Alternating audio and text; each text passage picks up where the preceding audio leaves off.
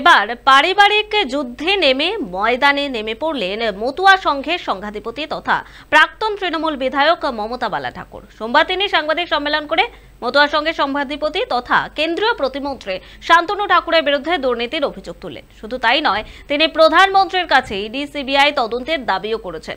প্রয়োজনে তিনি আদালতের দ্বারস্থ হবেন বলে সাংবাদিকদের জানিয়েছেন। তিনি এ বিষয়ে মুখ্যমন্ত্রী সহ রাজ্য পুলিশের মহানির্দেশককেও অভিযোগ করে তদন্তের দাবি করেছেন। তিনি অভিযোগ করেছেন, অল ইন্ডিয়া মতুয়া সংঘ ইনকাম ট্যাক্স রিটার্ন ফাইলে একটি বেসরকারি ব্যাংকে শান্তনু ঠাকুর 1,44,194,000 টাকা জমা করেছেন।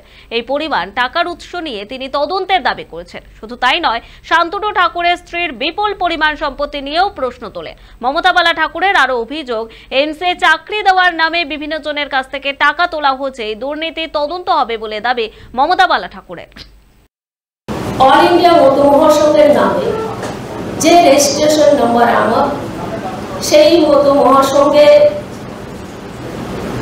বন্ধন ব্যাংকের অ্যাকাউন্ট খুলে সেখানে 1,44,94,500 টাকা সেখানে জমা করেছে।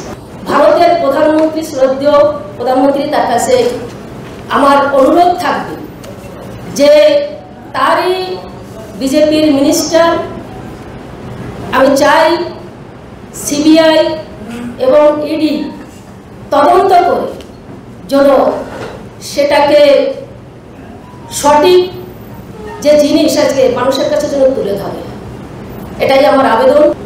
শান্তনু ঠাকুরের যে স্ত্রী সোমা ঠাকুর, তার কি ইনকাম আমি জানি না। তার কারণ হচ্ছে তার নামে মাতৃসেনা নামে সংগঠন করে প্রচুর জমি কিনেছে ঠাকুর বাড়ির পাশে, এবং সেখানে একটা পুকুর ছিল, সেই পুকুরটা ভরাট করেছে। যদি রাজ্য সরকার এবং কেন্দ্র সরকার যদি এটাকে তদন্ত না করে,